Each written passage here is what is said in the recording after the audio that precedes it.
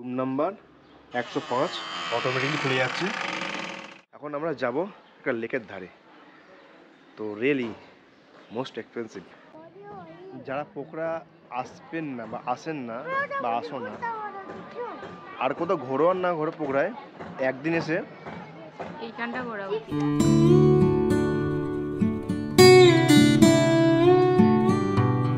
আর আমার সঙ্গে এসে ফেঁসে গেছে, কিছু কিনতে পারছে না, খেতে পারছে না। আমি কি করি এখানে দাম হলে আমি কি করবো? আমার মতো মধ্যবিত্ত ছেলেকে বিয়ে করে ফেঁসে গেছে। টক দই দিয়ে আলু পরোটা।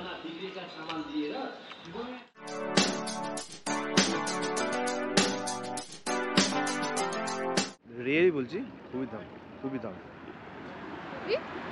দাম জিনিসপত্র, খুবই দাম। কাঠমান্ডুতে যা দাম এখানে তার চেয়ে ডবলের থেকে 10-12 টাকা বেশি, এরকম একটা পরিস্থিতি। আমি তো শুনি কেমন হয়ে যাচ্ছে রেটপত্র থেকে।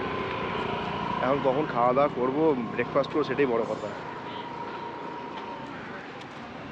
তো খুঁজে বার করার চেষ্টা করি কোনটা কম দাম ব্রেকফাস্ট পাই, তো সেটা তোমার দেখার চেষ্টা করবো।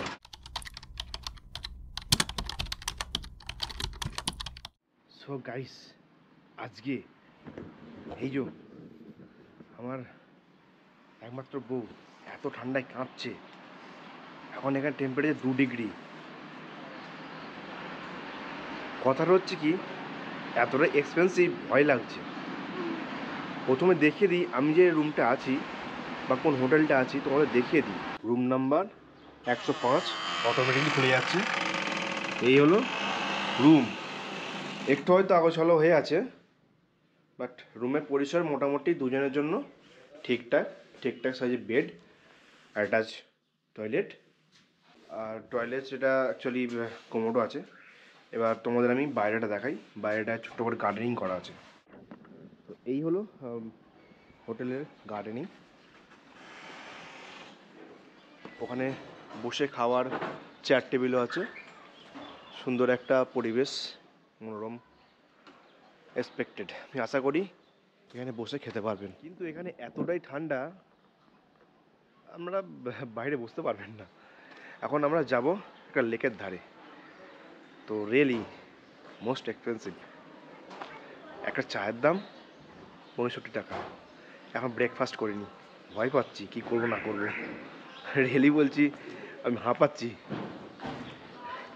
মানে কী বাঁচাবো। তবে হ্যাঁ, রুম রেটটা অনেকটা কমে পেয়েছি, কারণ booking.com থেকে বুকিং করেছিলাম। ওই ইন্ডিয়ান কারেন্সিতে 600 টাকায় এরকম হয়েছে। তো এখন চলো আমরা একটু লেকের ধারে যাই। হ্যাঁ, তোমাদের যেটা বলা হয়নি, রুম দেখিয়েছি, রুমের সামনেটা দেখিয়েছি, গার্ডেনিং করা আছে। হোটেলের নাম হোটেল প্লাজা নেপাল। এবারে বলি জায়গাটা কি। জায়গাটা হলো কি পোখরা। আমি তো বাস থেকে নেবি সকাল 6টার সময় করে, ঠিক আছে। সেই সময় অন্ধকারে, আর যেহেতু রাতে ঘুম হয়নি, সেই কারণে আর তোমাদের বলা হয়নি। বাট এখন বলেছি সকালবেলা এই মর্নিং ওয়াক করছি এবং খাবারের জন্য কিছু জায়গা খুঁজছি, একটু যদি সস্তা হয়। সো যা দাম দেখছি খাবার দাবারে, ব্রেকফাস্ট করতে গেলে একজনের 300 রাখবে, 300 নেপালি রুপি। হোটেলে জিজ্ঞাসা করলাম যে 300 রুপি নেপালি কী দেবে? একটা আলু পরোটা, একটা সবজি, চা আর কফি আর জুস। আমি শুনি হাঁপে গেছি। আমি ব্যাপারটা হচ্ছে কোথায় আমি সস্তায় পাবো সেটাই একটু খোঁজার চেষ্টা করছি। চায়ের দাম 65 আর আপনার কফির দাম 80। এখানে এই বাজেট। Lake side root. আচ্ছা, আমি তো বললাম হোটেলের নাম। হোটেলের অ্যাকচুয়ালি কোন জায়গায়? ফেওয়া লেকের একদম কাছেই, 7 নম্বর স্ট্রিট, লেক সাইড, গৌরীঘাটের একদম কাছে, হেঁটে 2 মিনিট। হোটেলের রুম খুব ভালো, বাট খাওয়া দাওয়া এক্সপেন্সিভ। আমি তো বুঝতেই পারছি, এখন সমস্যার মধ্যে পড়ে গেছি। রিয়েলি এখানে একদম এসে আপনারা বোটিং করতে পারেন। এই যে বোটিংয়ের জায়গা। আর প্রাইস, হাওয়া boat association, Gaurighat, lakeside, Pokhara, 6 boating hiring rate. এই যা দেখা যাচ্ছে এটাই রেট, আমি এখন কিছু বলতে পারছি না, ঠিক আছে? অনেক অনেক অনেক রেট আছে। তো চেষ্টা করবো শুধুমাত্র ভেতরে মন্দিরে যাওয়াটা চেষ্টা করব, বাকি কী করবো জানি না। 800, 750, 1500, 1800, 1000, 1700, 1800, 1200, 1700, 3200। If you ride boat, drop you and driver per hours, মাথা খারাপ হয়ে যাবে। যাই হোক, একটা কিছু করবো। Welcome from Phewa lake, Pokhara, Nepal. যারা আসবে অবশ্যই পোখরা আসবে। এক্সপিরিয়েন্সটা কিন্তু মাস্ট হবে, একদম লেভেলের হবে, লেভেলের, একদম লেভেলের। এটাই বলার দরকার ছিল যে তোমরা পোখরা এসো। শুধু মুক্তিনাথ ঘুরতে গেলে হবে না, পোখরাও আসতে হবে, পোখরা থাকতে হবে 2 দিন, থেকে খুঁজতে হবে কোথায় কী আছে না আছে। তো খুঁজে খুঁজে বার করার চেষ্টা করি কোনটা কম দাম ব্রেকফাস্ট পাই, তো সেটা তোমার দেখার চেষ্টা করবো। তো পোখরাতে এসে প্রথম দিন সকালে অনেকটা রেস্টুরেন্ট বা এটা ওটা ঘুরে ঘাড়ে দেখছি যে একটু সস্তায় দুজনে কী খাওয়া যায়। তবে পোখরা কিন্তু সস্তা না, এটা বলে দিলাম, অনেকটা এক্সপেন্সিভ। আমরা ঘুরতে ঘুরতে খুঁজে পেলাম বিক্রম তন্দুরি ধাবা। আমরা নিয়েছি একটা ইন্ডিয়ান ব্রেকফাস্ট, ওতে আছে 2টো আলু পরোটা, 1 কাপ কফি, চাটনি আর দই। এটা 150 টাকা নেপালি রুপি। বাকি যা দাম, আমার তো মাথা খারাপ হয়ে যাচ্ছে। কী করে বুঝতে পারছি না। 2 দিন এখানে থাকবো, রিয়েলি আমি খুব হতাশ। এরপর কি হবে? চলো এইভাবেই চলতে হবে, যেখানে কম সেখানে খাবো, সেখানে ঘুরবো, এইভাবেই। কেমন খাবারটা হবে সেটাই বড় কথা, ঠিক আছে? তো দেখে রাখো এই দোকানটা, বিক্রম তন্দুরি ধাবা। তো এতক্ষণ ধরে একজন বিদেশির সঙ্গে কথা বলছিলাম, ছোটোখাটো ভাঙাচোরা ইংলিশ বলছিলাম, যাই হোক করে ভালো বলতে পারি না তো সেইটাই। বাট আমাদের যে পরোটা দিয়েছে, পরোটা খেয়ে কী জানি কী হয় বুঝতে পারছি না, পেট ভরে কি না। 150 টাকা নেপালি রুপি। তবে থিকনেস ঠিকই আছে। আশা করি খিদেটা মরবে এই সময় সকালবেলা, তাই তো নাকি? হ্যাঁ তাই তো, তারা খাওয়া যাক। মোটামুটি থিকনেসটা ভালো আছে, ভেতরে কীরকম কী মতো দেওয়া আছে সেটাই দেখা। টেস্টও ঠিক আছে, বেশ ঠিক আছে। মোটামুটি একটা খেলে খেতে মরার মতো হয়ে যাবে। দুপুরের পর দেখা যাবে কী করবো না করবো। তবে যারা নেপাল পোখরার দিকে আসবে, একটু শুধু পোখরা না, নেপালের যে কোনো জায়গায় একটু খুঁজে খাজে দেবে, কোথায় কি একটু সস্তায় খেতে পারবেন, ভালো খাবার খুঁজে খুঁজে নেবেন। আমিও অনেকক্ষণ ধরে ঘুরেছি, প্রায় 15-20 মিনিট ঘুরেছি, ঘুরে ঘুরে একটা পেলাম, এই খাচ্ছি। এটা 2টো দিয়েছে আলু পরোটা, একটু দই, টক দই, চাটনি আর কফিটা লাস্টে দেবে। আমি বলবো লাস্টে দিতে, কারণ এটা খেয়ে সমস্যা খাওয়া যাবে না। টক দই দিয়ে আলু পরোটা। তো ওখানে আমি খাওয়া দাওয়া করলাম। সেই খাওয়া দাওয়াটা যদি বলি, পরোটাটা ঠিকই আছে। আমি বলবো বাড়ির যেরকম পরোটা করে সেটা একটা খেলে মোটামুটি একজনের মানে ব্রেকফাস্টে ঠিকঠাকই হয়ে যাবে। তাছাড়া যা দাম নিয়েছে 150 টাকা, তার মধ্যে যা দিয়েছে কফি, সঙ্গে একটু টক দই, 2টো পরোটা, মানে পোখরার মতো এই জায়গাটা একদম লেক সাইডে, আর ওটা ঠিকই আছে। যেমন মার্কেট তো তেমন তার দাম তো হবেই। তো রিয়েলি আমি ওখানে একজন কী বলবো ফরেনারের সঙ্গে কথা বলছিলাম, বেলজিয়াম থেকে এসেছে। তো ওরা কিছু কথা বলতে দেরি হয়ে গেছে।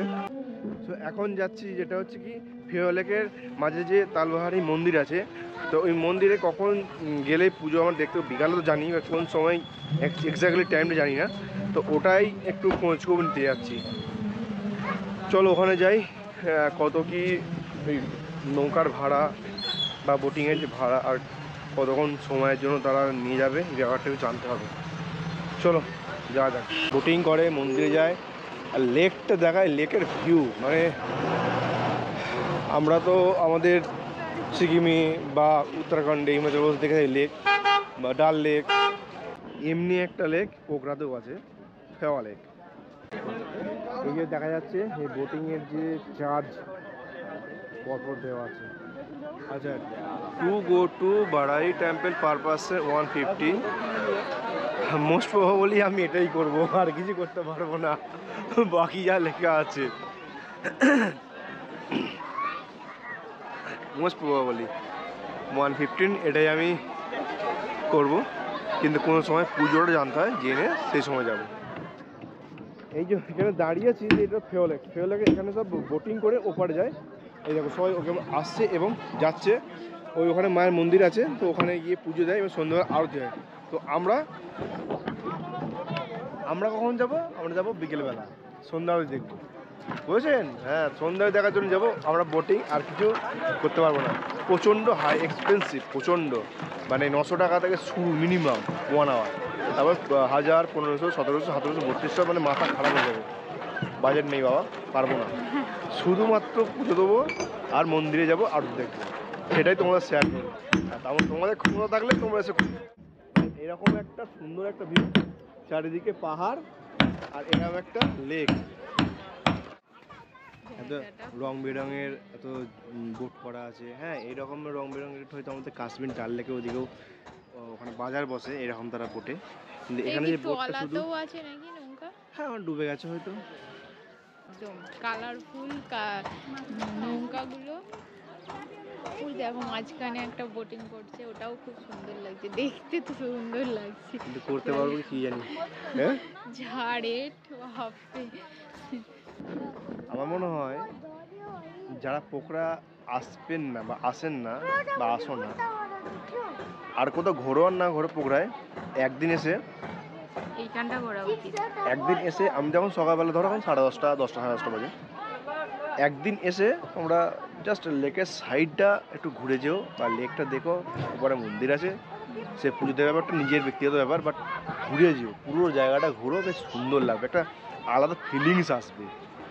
আমাদের দেশেও যেরকম আছে, নেপালেও আছে, তো প্রত্যেকটা জায়গার প্রত্যেকটা বৈশিষ্ট্য কিন্তু আলাদা। তো আমরা সকালে একটু হাঁটাহাঁটি করেছি, মানে কি বলবো, কি কিনবো না ভেবে মানে পাচ্ছি না কি কিনবো। তো একটা মুখচার পেয়েছি, আমরা তো খাওয়া দাওয়া তো ব্রেকফাস্ট করেছি, কিন্তু খাবার দাবার দুপুরে খাবো, এদিক ওদিক ঘুরছিলাম, সাধ্যের মধ্যে আসছে না সত্যি কথা। তো কিনলাম এই জন্য একটা পপকর্নের প্যাকেট,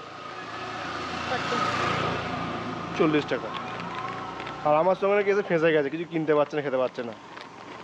আমি কি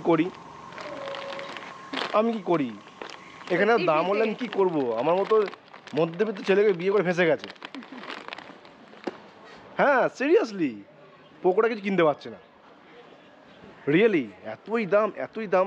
আমি টুবংয়ের দাম দিলাম 700 টাকা, ওখানে দেখছি কাঠমান্ডুতে 400 টাকা, এখানে 700 টাকা। আরে বাপ রে বাপ, আমার তো মাথা হাত। কী জায়গা এখানে, লোকাল কাউকে দেখতে পাচ্ছি না, লোকাল যাদের দোকান মানে যাদের বাড়ি তাদের দোকান। টুরিস্ট বলতে ফরেনার,